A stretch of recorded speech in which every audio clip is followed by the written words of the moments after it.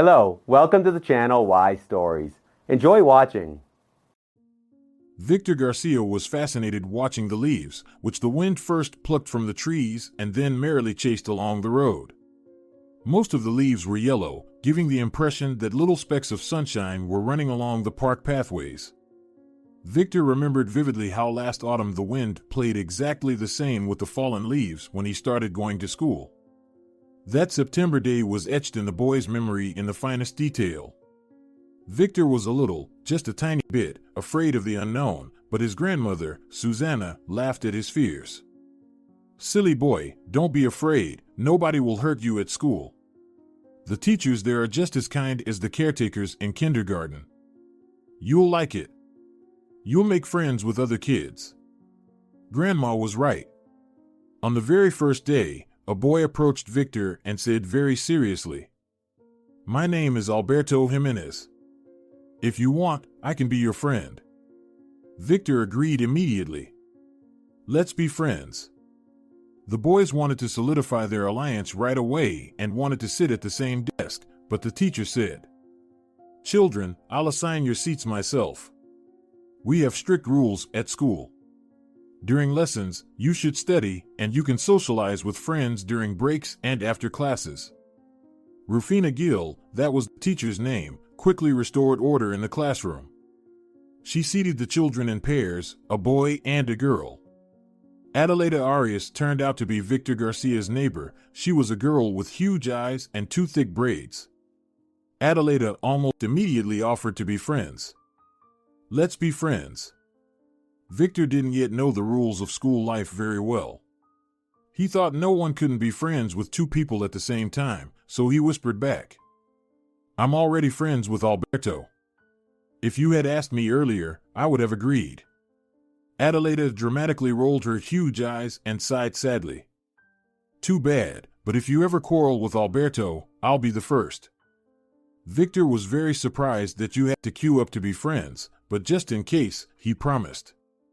"Okay. I'll let you know right away." But Adelaida wasn't destined to see Victor's and Alberto's friendship come to an end. The boys became so close in just a few days. It seemed to them that they had always known each other. Alberto lived in the neighboring house and once invited Victor to visit. "Come on, I'll show you the telescope. My dad gave it to me." Victor had never seen a real telescope before and was amazed by its capabilities. Alberto's dad told them about the stars and other worlds, and the boys were afraid to even breathe loudly so as not to miss anything important. Victor returned home, impressed. Grandma Susanna asked with a smile, "How was it? Did you enjoy it?" The boy just shook his head because he couldn't say anything. That night, Victor dreamt of stars and a spaceship on which he was the captain. At school, he told his friend about his fantastic dream, and Alberto just smiled. "I used to have dreams like that too at first, but then I got used to the stars. My dad and I observed them every evening. If you enjoyed it, come over again." But Victor couldn't take up his little friend's offer because, unexpectedly, Grandma Susanna fell ill. The neighbor had been taking care of the boy for a while, and he was eagerly awaiting Grandma's discharge from the hospital. Victor remembered very well the day when the neighbor returned from the hospital in tears. She hugged him and whispered loudly, "Victor, your grandma passed away this morning. What is going to happen now? You have no one left." Every neighbor came to Grandma Susanna's funeral. Victor had his first experience attending such a sad event. He looked at his grandmother lying in the coffin and waited for her to wake up. Of course, he knew that all people die when their time comes, usually in old age, but Grandma Susanna didn't look like an old lady. Even after the funeral, when he and the neighbor returned from the cemetery, the boy believed that the door would open soon, Grandma would come in, and she would kindly say, "Victor, let's go home. Viola must be tired of you by now." But Grandma never came back.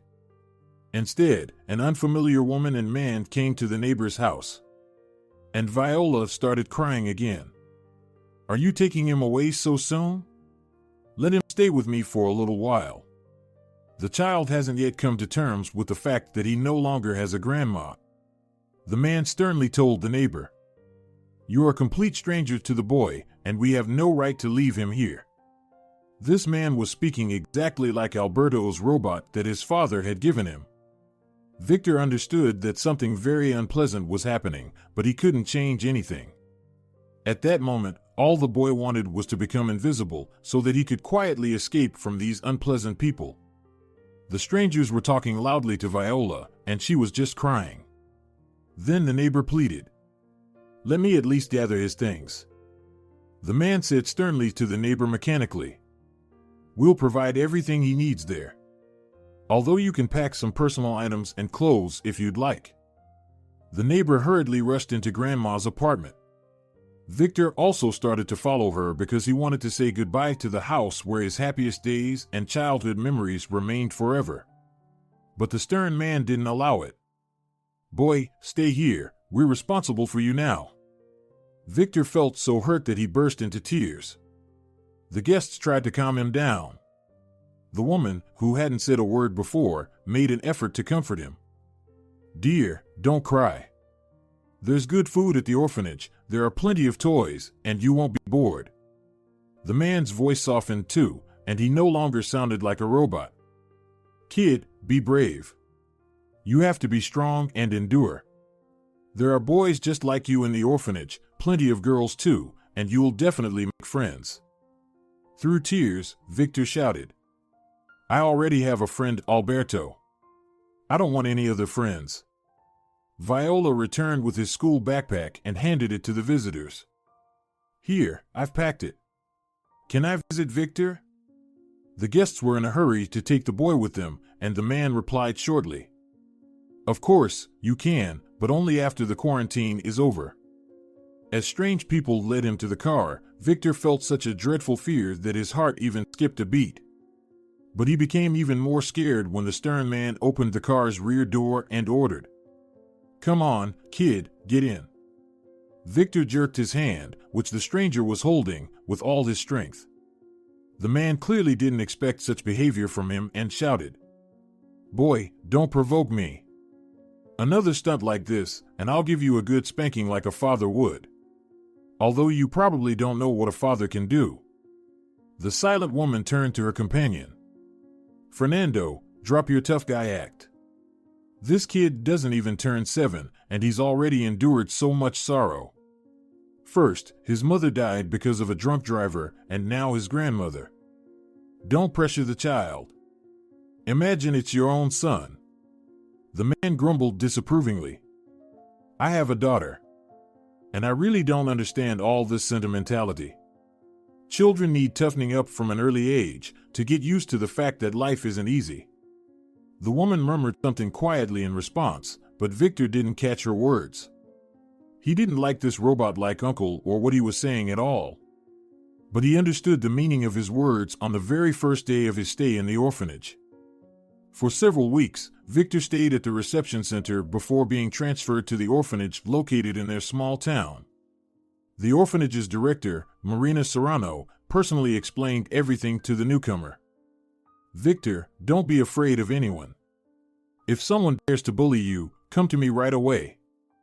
He wasn't yet 7 years old, but he knew perfectly well that tattling wasn't good, so he never took the director's advice. Victor endured the teasing of the older children stoically and didn't cry when they once decided to scare him. Although the little boy's courage was appreciated, everyone kept their distance from him for a long time, and only right before New Year, Cassiano Lozano, who was already in the 3rd grade, offered, "Victor, if anyone starts bullying you, just tell me." Victor widened his eyes in surprise. "Are you going to be friends with me?" Cassiano smiled awkwardly. "Kind of. You remind me a lot of my little brother." Victor was surprised again. "You have a brother? Is he also in the orphanage?" Cassiano grimaced. "You ask too many questions. We don't like overly curious people here, so it's better to keep quiet." Victor didn't bother him with questions anymore. A little later, Cassiano himself told him that he came from a large family. Mom and Dad used to drink a lot, Then Dad passed away, and Mom was left alone. I still have a brother and 3 little sisters. I'm the older brother. I don't even know where they are now. When I grow up, I'll run away from here and look for them." Forgetting the warning, Victor asked, "Does your mom come to visit you?" Cassiano waved his hand. "She's too busy." "You know what, kid?" Victor shook his head, and Cassiano laughed loudly again. "Of course, how would you know if I haven't said anything yet? Kid, being a full orphan is much better than having parents like mine." "Why is it better, Cassiano?" "Well, the full orphans can get adopted." Cassiano patted Victor on the shoulder. "Maybe someone will like you and take you into their family. You have a nice face, and you're such a neat kid." After that conversation, Victor struggled to find peace of mind for a long time. The boy couldn't comprehend how one could live with strangers and call them mom and dad.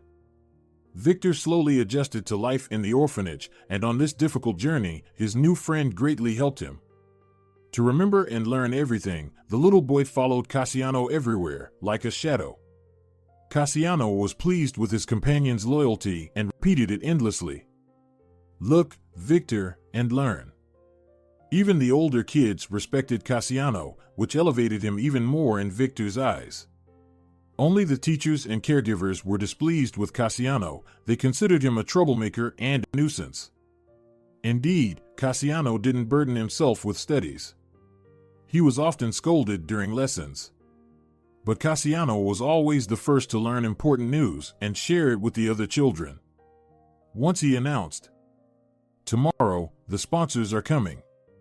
The supervisor said we should tidy up for another show." Victor asked his friend, "Who are they? I mean, the ones you mentioned?"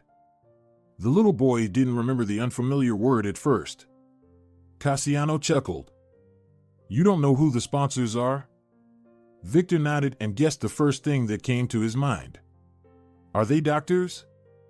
Cassiano hit him slightly on the forehead. "Kid, you're totally clueless. Sponsors are rich people. They come with gifts and say lots of nice words, and then..." Cassiano fell silent, and Victor couldn't wait to know what happened next. He pestered his friend. "Why are you silent? Tell me, what happens next? Do these sponsors take back their gifts?" Cassiano had been laughing for a long time, and Victor didn't understand why it was so funny. When Cassiano calmed down, he looked at his little friend with pity. "You're really silly, Victor. You don't understand anything about life. Don't you know it's improper to take back something that's already been given? Sponsors bring lots of stuff and leave it all here. Some of them come here often, and naive kids like you hope that some rich man will take them away forever. Even the caregivers hope for that and throw a lavish reception with a concert for the guests. So, if Marina Serrano asks you to recite a poem or sing, don't refuse. Maybe someone will like you and take you away." Victor got scared. "I don't want them to take me away. I'd rather stay here. I have you here." Cassiano didn't say anything and playfully nudged Victor once more, but Victor didn't take offense at him because this common gesture indicated that Cassiano also considered him his friend. For the little boy, it meant a lot. On the day the guests arrived at the orphanage, there was a bustle in the early morning. The children, along with the caregivers and teachers, decorated the hall and hurriedly rehearsed the best performances. Victor stayed away from this hustle and bustle. He was sitting on a chair, observing. Passing by, Eleonora Vega asked, "Victor, why are you loafing around? Come with me." Victor reluctantly left his comfortable spot and followed Cassiano's classmate. Eleonora immediately started giving orders. "I'll hang the balloons, and you hand them to me." Victor thought to himself that this annoying girl, who always reported everyone to the director, could handle it herself, but he didn't express his dissatisfaction out loud. With Victor's help, Eleonora finished the job in a few minutes. There was only one balloon left when someone from the kids yelled, "They're coming." Everyone rushed around again, and Victor watched this disorderly movement with surprise. Eleonora jumped off her chair and pushed him hard to the side. Idiot, go hide somewhere. But the boy didn't understand why he should have hidden. Eleonora pushed him forward towards the stairs.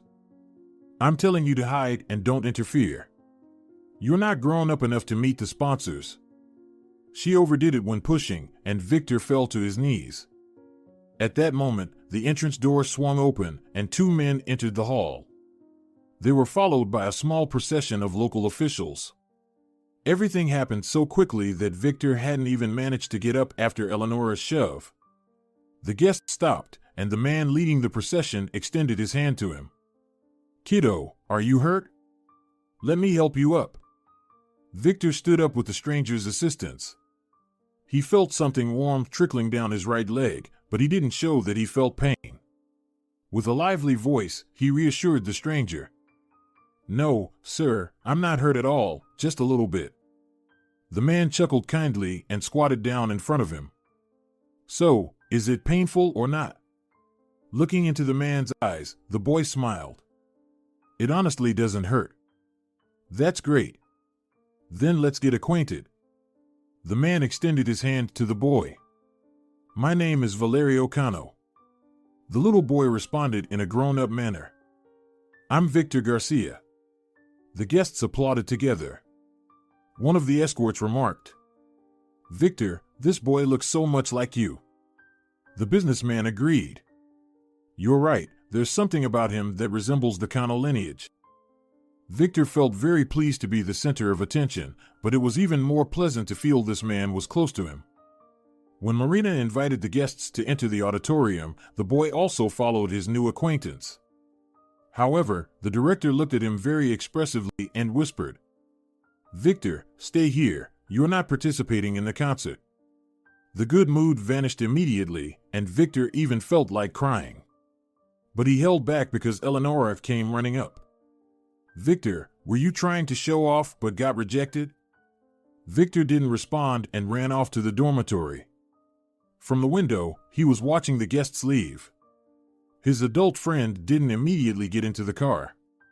He stood there for a moment, looking up at the windows on the second floor. Victor didn't hide and waved to the man. He was sure that Valerio Cano noticed him because he waved back.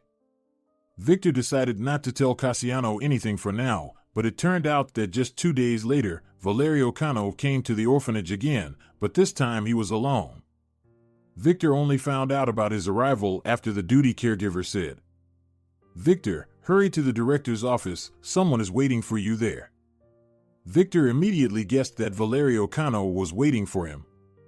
His heart leaped for joy because he liked this man from the first sight, but Marina Serrano didn't share his enthusiasm, as was evident by her stern expression. When Victor rushed into the office, she said to the guest, Valerio, remember what I told you, it's easy to hurt children, and those wounds stay in their hearts for life. Valerio Cano reassured the mentor. Don't worry, my intentions are serious. Life hasn't been kind to me either, and I know well about wounds. When Marina reluctantly left her office, the businessman extended his hand to the boy. Hello, Victor. The boy exclaimed mischievously. Hello. Valerian Cano was surprised. Wow, I didn't expect you to be so cheeky. Tell me, what else can you do, and what do you dream about? In the presence of this man, Victor didn't feel ashamed or inhibited. He honestly talked about himself and his friends. Of course, the story of the 7-year-old boy was short, as there weren't many events in his little life. While listening, Valerian was looking down. When the boy fell silent, he said softly, You've had some bad luck. Tell me, do you not remember your mom at all? The boy shook his closely cropped head. I was little when she passed away. My grandma showed me pictures. She was always crying, saying she had such a life because of her sins. Valerio asked another very important question for him. What was your grandma's name? The boy readily answered, Susana Garcia. And my mom was named Elisa. The boy hesitated and shrugged his sharp little shoulders. I don't know anything else. Grandma promised to tell me everything when I grew up, but she died. Valerio had already familiarized himself with his little friend's personal history, and there was something in this boy's story that made his heart beat faster. But he wasn't accustomed to making hasty moves, and after that first private meeting, he said, "Victor, I have to go now, but I'll definitely visit you again. You don't mind, do you?" The boy widened his surprised eyes. "Please come. I like being with you, you're very kind." No sooner had Valerio left than Cassiano came running. "Victor, you're incredibly lucky." "Why?" "You're so naive, don't you understand that this man isn't coming just to talk to you?" Victor froze. "Then why is he coming?" "He's checking you out to adopt you." Cassiano knew everything about life, and Victor trusted him. Valerio visited Victor every week, and the boy had already gotten used to his visits. Once, with Marina's permission, Valerio took the child to the zoo, which was located in the city. Next time, he gifted the boy a tablet and promised, "Victor, there are so many interesting things ahead of us. I'll tell you a secret, I have vacation in September, and we'll go on a trip with the whole family." Before, Valerio hadn't told him anything about his family, so the boy was surprised and, at the same time, disappointed. "Do you have children?" Valerio understood what was going on in the child's mind. He drew him closer and whispered, "Don't worry about it, though I'm a little worried myself. I hope everything will work out for us. I have a son, Hugo, he's 13 already. I hope you two will become friends. And I'll manage to persuade my wife. She's very kind." That was their last meeting. Valerio never appeared at the orphanage again. Victor spent days sitting by the window, waiting for his benefactor. Cassiano did his best to support his friend. "Victor, don't worry so much. Valerio is a serious man. Such people don't just throw words to the wind. If they promise something, they always follow through. Maybe Valerio has some troubles or he's fallen ill." The latter turned out to be true. After long days of painful uncertainty, Marina took pity on the boy and told him the truth. "Victor, Valerio Cano fell ill and is currently in the hospital." The boy burst into tears. "But he'll get better, won't he?" The director hugged the child maternally. "He'll definitely get better." From the quivering voice of the caregiver, Victor guessed that she was also crying. The boy had gone to church several times with his grandmother Susanna and had seen people praying. He didn't know what to say, so in his own words, he asked God to help Valerio get better soon. But God didn't hear him. Yesterday, Cassiano brought a newspaper that the night caretaker had left on the table. Victor read it. On the last page, there was a small note, and the boy learned that Valerio had died. Tears streamed down his cheeks, and it was hard to breathe, but the boy whispered, "It's not true, I don't believe it." Cassiano didn't leave his little friend's side all day. From his own experience, Cassiano knew how important it was to have someone by your side in difficult times. Cassiano also learned another truth: any pain fades with time. The terrible news struck Victor hard. He didn't sleep all night, remembering how Valerio promised him an amazing trip. He felt like crying in despair, but he couldn't. The next morning, right after breakfast, the boy went to a small square where he liked to spend time. He didn't feel like playing with the other children, not even meeting his only friend, Cassiano. It wasn't the first serious trial in Victor's life. From past experience, the boy knew he needed a little time alone. The fallen leaves, chased by the wind, frolicked around Victor's feet, but their play didn't seem cheerful to the boy. He sadly thought, last autumn, Grandma died, and now Valerio. Why do kind people die so early? Victor didn't have time to come up with an answer to this question because Cassiano called him from the playground. "Victor, come here, I need to tell you something."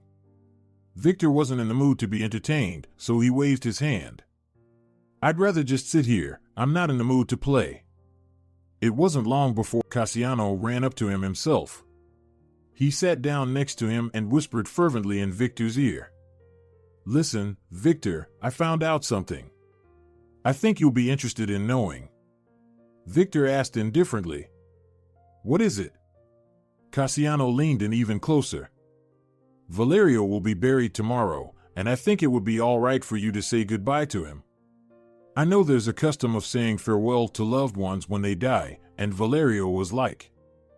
Cassiano couldn't find the right word, and Victor whispered very softly. Cassiano, he was like a dad to me and wanted to take me with him. I never had a real dad in my life, and I always dreamed that he would show up.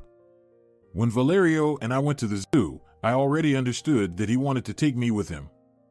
He was so kind and strong. Victor sniffled. Cassiano sympathetically said, I understand. I've had my fair share of disappointments too. Just when things seem to be going well, they fall apart. But you should stay strong. Imagine what Valerio would say to you right now. The boy smiled through his tears. Cassiano, he would tell me that a man should take the blow. Cassiano exclaimed happily. See, every time you find it hard, just remember him. The boys fell silent. Cassiano, sighing, thought about his own failed life while Victor was watching the wind play with the leaves. The 7-year-old boy thought that leaves were somehow like people, and it was very sad that the wind was often stronger than them. After a long pause, Cassiano confidently said, Victor, you absolutely need to be there. The thread of the previous conversation was already lost, and Victor asked with surprise, Where? Cassiano frowned, dissatisfied. Victor, you're starting to disappoint me.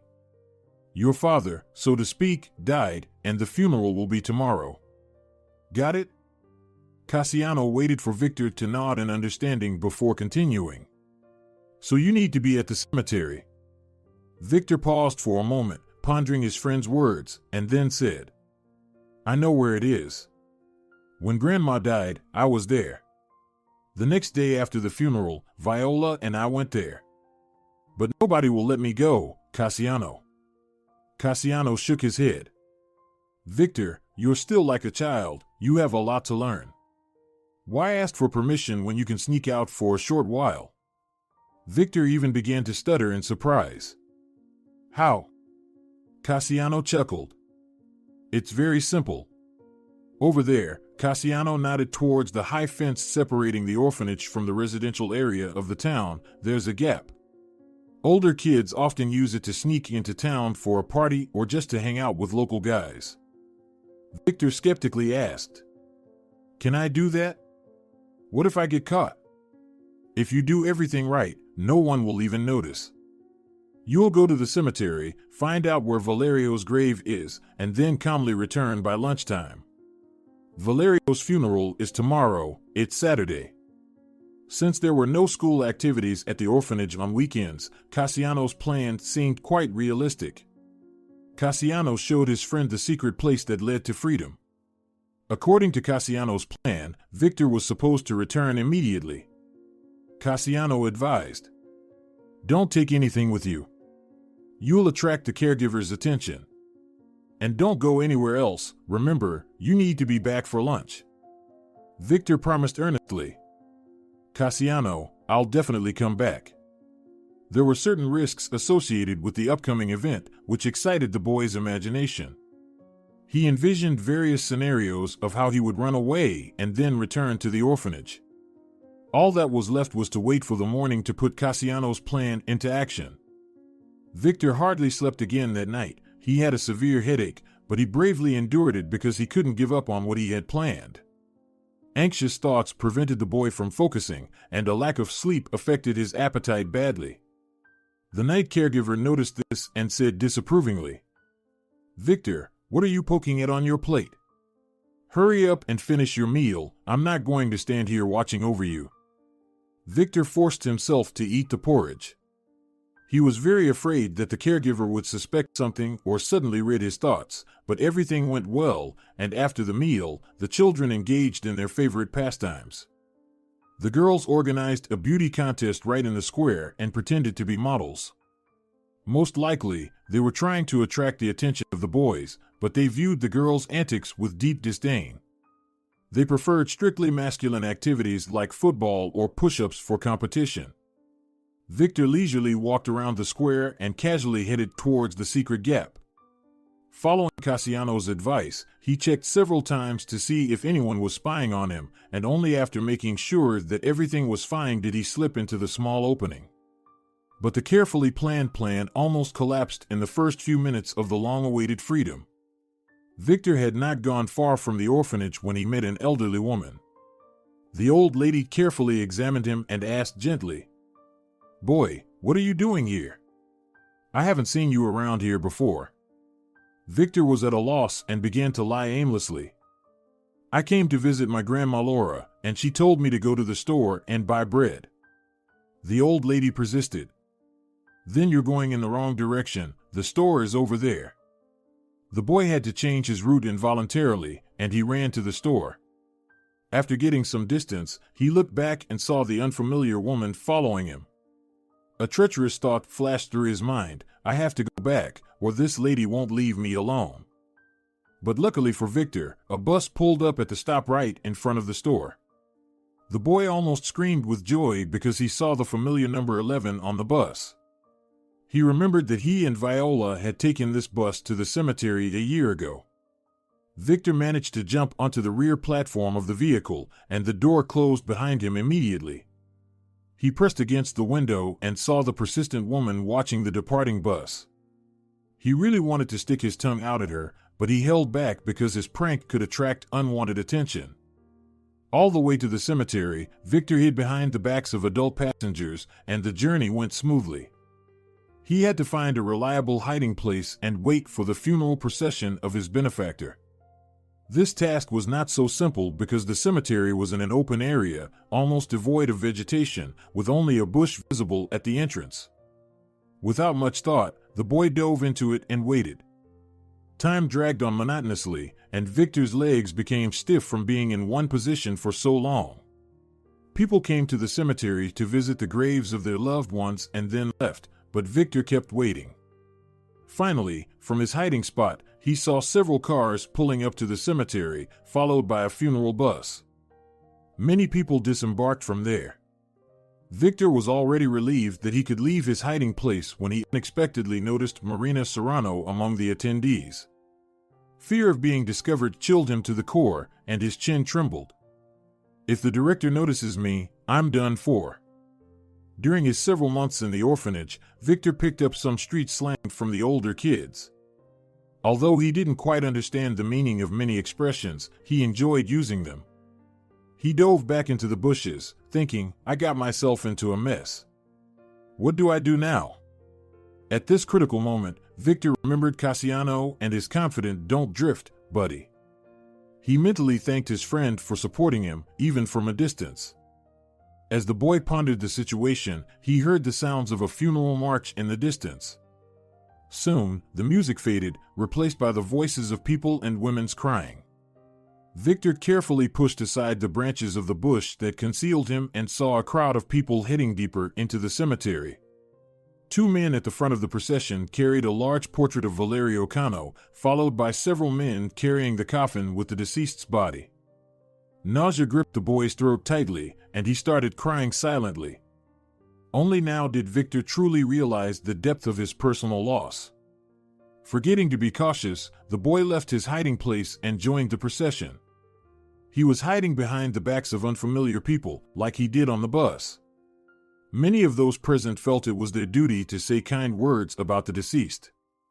Marina was among the speakers. "It's a big loss for all of us. Valerio was an amazing person with a big and very kind heart. He was a frequent visitor to our orphanage and did a lot of good for the children." Marina was speaking while Victor was crying, remaining unnoticed. Happy moments from his short life flashed through the little boy's mind again, and he suddenly realized that nothing good would ever happen to him again. Grandma is gone, Valerio too. No one needs me anymore. The funeral ceremony was coming to an end, and people began to disperse gradually. Victor realized that it was time to return to the orphanage, but his rebellious ego resisted. The boy retreated into the bushes again and began to mentally work out a new plan. "I won't go back to the orphanage for anything. I'll go to the neighbor, Viola. She's kind and will hide me." With these thoughts in mind, the boy, trying to remain unnoticed, slipped behind the fence. Confidence gave him strength as he was running down the street to the bus stop. Victor hoped that he would be able to ride the bus for free again, but the boy was still unfamiliar with the laws of life and did not know that fortune doesn't smile twice in the same place. Margarita Cano was struck by the death of her husband, as Valerio had never complained about his health and, at 45, could easily meet the standards for 30-year-old men. Valerio was not excessively modest and often boasted in front of his son. "Hugo, take an example from your father. It's beneficial if you intend to achieve something in your life." Valerio himself had achieved quite a lot. In the business world, he was considered a successful businessman, and his family life was prosperous. From an early age, Hugo tried to be like his father, but unexpectedly declared last year, "Dad, I don't want to go into business. I feel it's not for me." Valerio didn't force his son, but he tried to understand his life position. Hugo didn't make his father plead for long, and he immediately opened up. "Dad, I dream of becoming a soldier." Margarita remembered how her husband remained silent for a long time and then sighed. "Well, it's a worthy occupation for a real man, and your mom and I won't oppose your decision." At that moment, everything turned upside down in the woman's soul, and she wanted to express a firm protest, but her husband's gaze stopped her.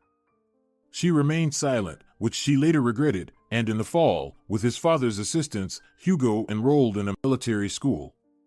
For a long time, Margarita couldn't get used to her son's empty room. She felt very lonely in the large apartment.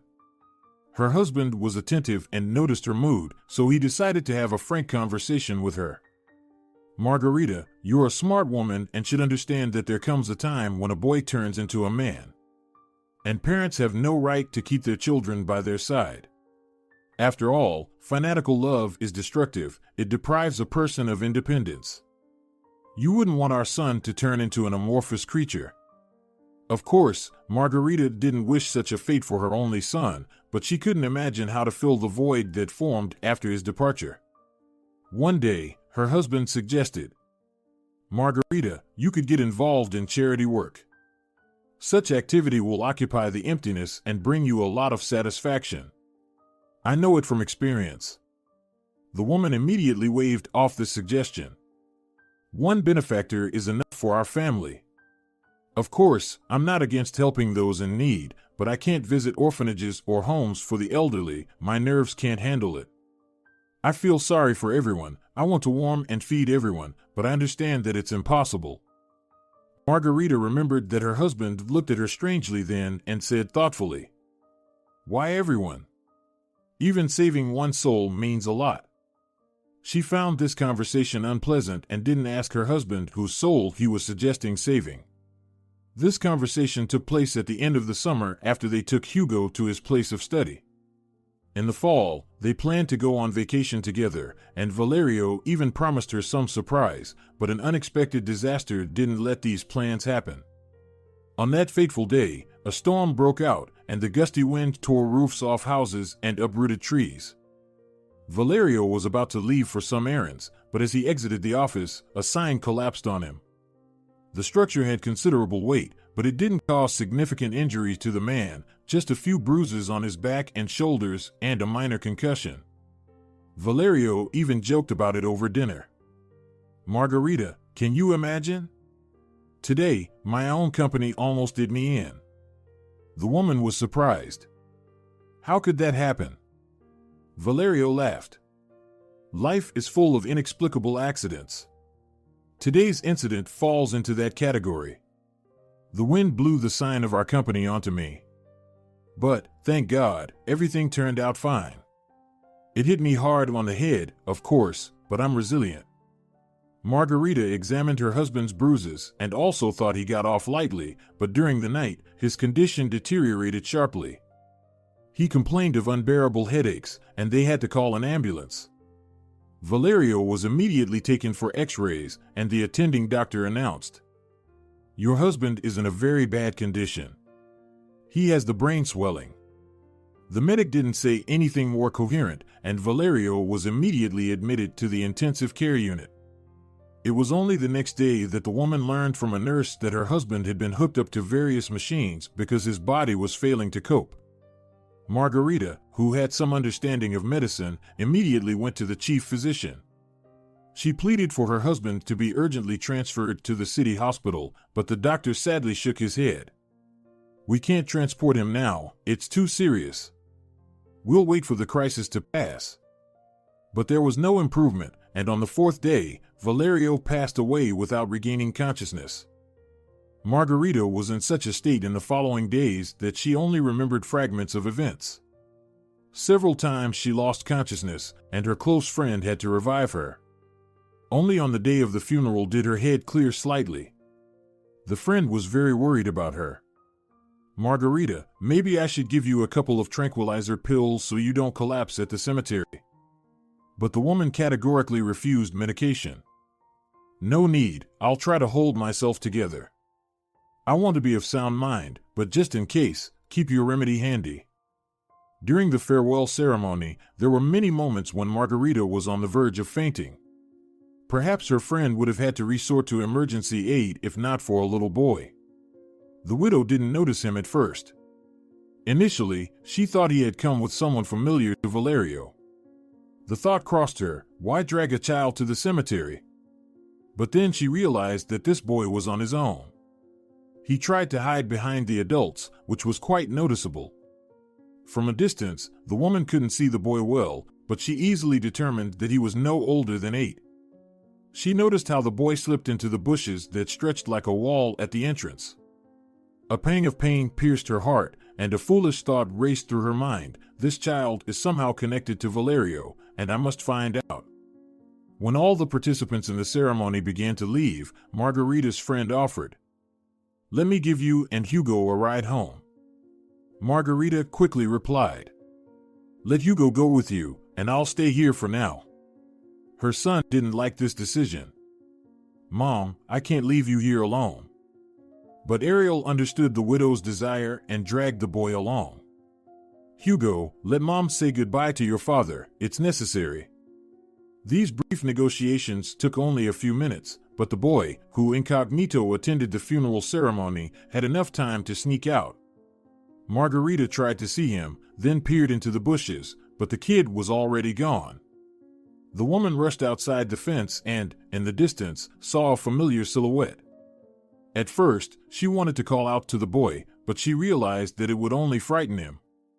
Margarita was briskly walking after the boy, and the distance between them was shrinking with each passing minute. When the bus approached the stop, the boy jumped onto it. Margarita followed him into the cabin and sat closer to the door. The unfamiliar boy was within arm's reach of her, and she could already make out his features. But after the first few seconds of looking at him, Margarita felt nauseous because this unfamiliar boy looked exactly like her late husband. Of course, the similarity between the grown man and the child was not obvious, but there were childhood photos of Valerio at home. That's why the resemblance was so clearly expressed. Various scenarios ran through the widow's mind, but she concluded that most likely her husband had an affair, and this boy was his illegitimate son. A wave of bitterness engulfed Margarita entirely. Perhaps at that moment her expression changed significantly because the boy looked at her fearfully, but she found the strength to smile at him. When the boy got off at the stop, Margarita also left the bus. Now she was burning with the desire to find out everything to the end. Victor ran from the stop to a familiar house. He couldn't wait to get into Viola's apartment because salvation awaited him there. The boy didn't want to think about how the orphanage had raised the alarm after his disappearance, and now everyone was looking for him. He only felt sorry for Cassiano, whom he had greatly disappointed. "Okay, I'll explain everything to him later, and he won't be mad at me," Victor thought as he was heading to his entrance. He was sure that Cassiano would do the same if he were in his shoes. The boy was exhausted from the day's adventures and the excess of emotions. He was walking towards his final destination, no longer looking around, so he didn't notice the woman following him, who had seemed very strange to him on the bus. Victor was already near the entrance doors when someone familiar called him out. "Victor?" The boy turned sharply and saw his first school friend. He mumbled in confusion. Alberto? Alberto was surprised. Yeah, it's me. But what about you? Our classmates said you were in the orphanage. Did you run away from there? Tears of despair sprang from Victor's eyes. He shouted, "Why is it important to you? Nobody sent me anywhere. My grandma just died, and little kids shouldn't be left alone. If your parents had died, you would have gone to an orphanage too." Alberto felt offended and began shouting, "I thought you were my friend. I even let you look through my telescope, and you said such bad things." The situation took an unpleasant turn, and Margarita realized that it was time for her to intervene. She ran up to the boys, whose eyes were burning with hatred. "Boys, stop fighting." The boys looked at her with surprise and fear, but their confusion helped the widow take control of the situation. She affectionately put her arm around Victor's shoulders. "Come on, dear, let's go, we're late." Alberto was the first to snap out of his shock. "Are you from the orphanage? Will you punish Victor?" "No, nobody will punish him because we asked for leave." Victor looked at Margarita with wide eyes. The boy didn't understand what was happening. He didn't understand why this woman suddenly decided to protect him. While they exchanged glances, Alberto decided to ask a few more questions. "Victor, will you come back to our school? If you want, come to me, and we'll look at the stars together." The boy nodded. "I'll think about it." Margarita slightly nudged the boy towards the door. "Victor, it's time for us to go. Who are we going to visit with you?" The boy exhaled. "To Viola." Alberto headed towards his entrance, but halfway there, he turned around and waved. "Victor, come in." Victor understood that he was in a desperate situation. He looked at Margarita with such a gaze that it sent shivers down her spine. Once again, she caught herself thinking that this boy was the spitting image of a young Valerio. Trying to remain as calm as possible, she said, "Don't worry, I won't turn you in, even though you made the wrong choice by running away from the orphanage. We'll figure something out, but first, tell me why you were at the cemetery today." The boy stammered. "Because Valerio is my good friend. He often visited me at the orphanage and promised to take me on vacation." "Who are you?" Margarita didn't expect such a direct question. "Me?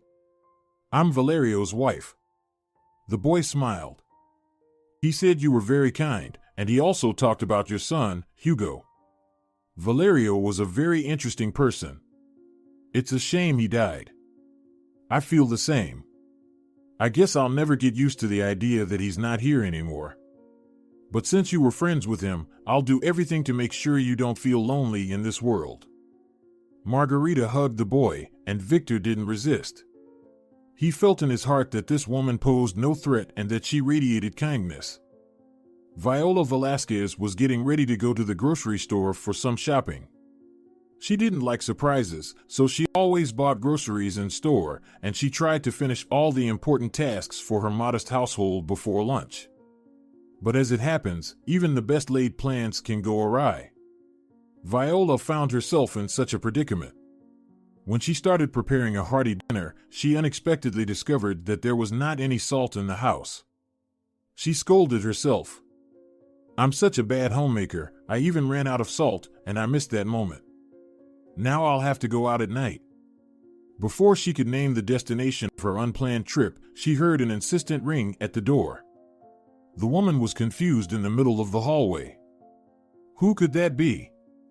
"I'm not expecting any guests." The ringing repeated, and reluctantly, the woman went to open the door, grumbling along the way. "Maybe it's another solicitor or some junk dealers brought some rubbish to sell." She opened the door, and she couldn't hold back her emotions. "Victor? What are you doing here, you little rascal?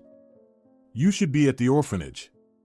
Of course, Victor didn't expect such a reception, so Margarita, who was standing a little apart from the boy, had to explain everything in broad terms to the former neighbor of the child. "You see, it all came as a surprise to me personally because, until today, I had no idea about the existence of this child, but I suspect that my deceased husband was involved in his birth. Viola grabbed her head. Hold on a minute, I can't understand anything. What husband? Whose child? The hostess stepped back and said in a commanding tone, "Come into the apartment and tell me everything in detail. I'm not old enough to grasp everything on the fly anymore." The women were sitting in Viola's small but very cozy kitchen and drank coffee with cookies. Margarita's mobile phone rang a few times. Her son and friend were calling. But she replied, "Don't worry, I'll be there soon.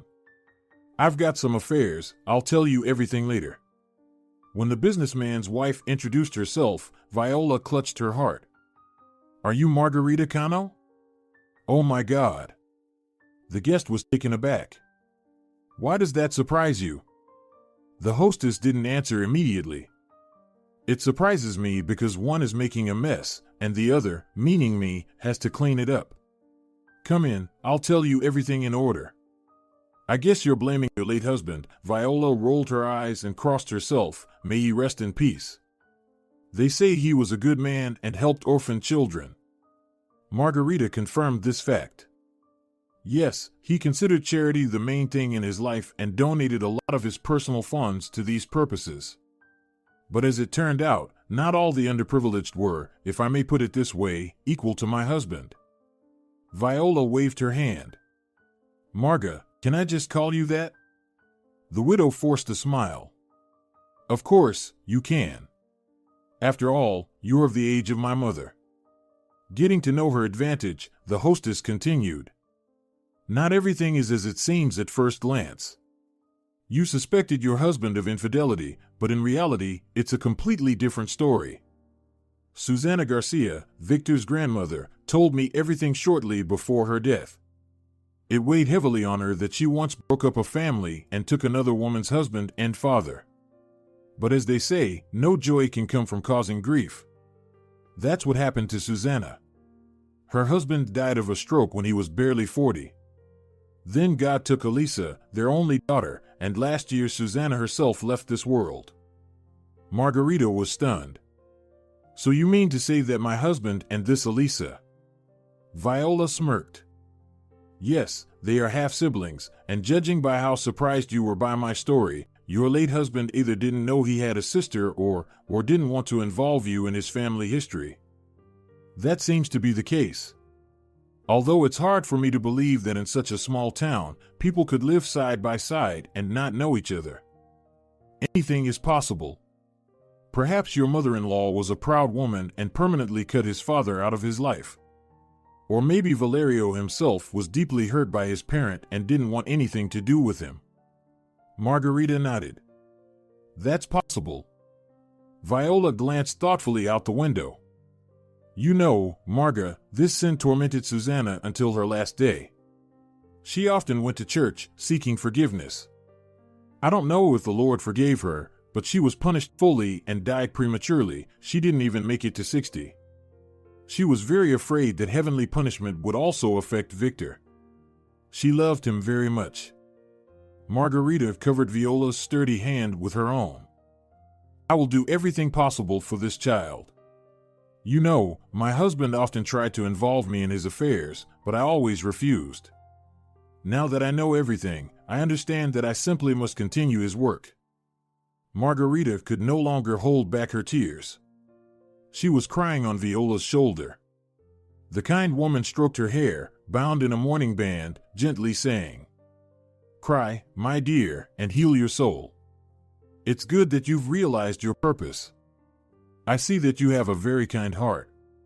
It was already night when the women parted ways. Earlier, when they had just arrived at Viola's apartment, Margarita called the director of the orphanage. "Marina, Victor Garcia is with me. Don't worry, he's fine. I'll bring him back to the orphanage tomorrow morning." The director of the orphanage thanked her. "Margarita, you have no idea what a weight you've lifted off my shoulders. We're all in chaos here. I've even started interrogating the livelier kids, but they keep silent. So thank you again. Tomorrow, this little runaway will get his due." Though Margarita understood that the orphanage director was only threatening to punish the boy verbally and actually cared deeply for each ward, she still asked, just in case. "Marina, I sincerely ask you not to put any pressure on Victor." The director proposed. "Let's talk about everything tomorrow." "I agree."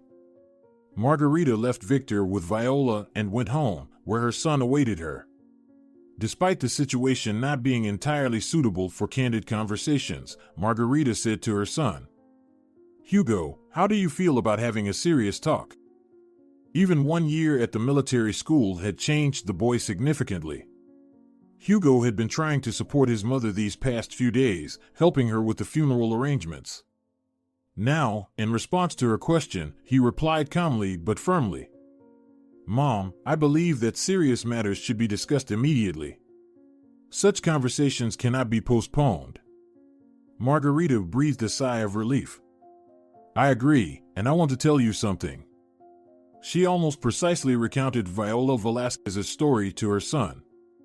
Of course, for purely ethical reasons, she had to omit some details. At the end of her narrative, she asked, "Hugo, now that you know everything, advise me on what to do." The teenager rubbed his forehead. Margarita noted to herself that this was something her husband used to do when he needed to make an important decision.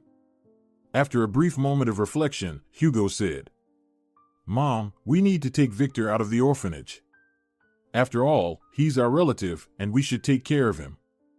You know, I'm even glad I'll have a little brother now." Margarita smiled. "I'm glad too, but I still can't get used to the idea of Victor living with us."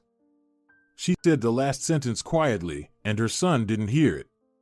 As if continuing the conversation, he confessed, "By the way, Mom, you won't believe it, but I also noticed that kid at the cemetery. I even thought to myself, whose kid is wandering around the graves?" When Margarita arrived the next morning to pick up Victor, the boy was initially delighted. "Viola told me you'd be taking me home. Is that true?"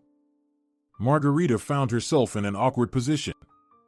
She shot a meaningful glance at the chatty woman, but Viola found an excuse to leave the uncomfortable conversation. "I think the soup has overboiled. I was going to feed Victor some homemade soup, but I didn't expect you to come for him so early." The hostess dashed into the kitchen, leaving the boy and the woman alone. Victor looked at Margarita, his eyes welling up with tears. "You're not going to leave me at the orphanage, are you?"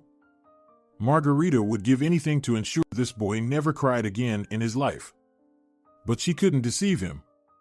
"Listen, Victor, there are rules in life that cannot be broken, and we must all abide by them, including you and me. So, you need to go back to the orphanage for a little while, and then I'll come get you." The boy didn't let her finish and burst into a desperate cry. "I don't believe you. You'll take me back, and you'll never come back. Valerio promised to take me on vacation, and then he died." It was the cry of a desperate child's soul. Margarita realized that this boy no longer believed what other people said, but she knew how to convince him that adults can keep promises.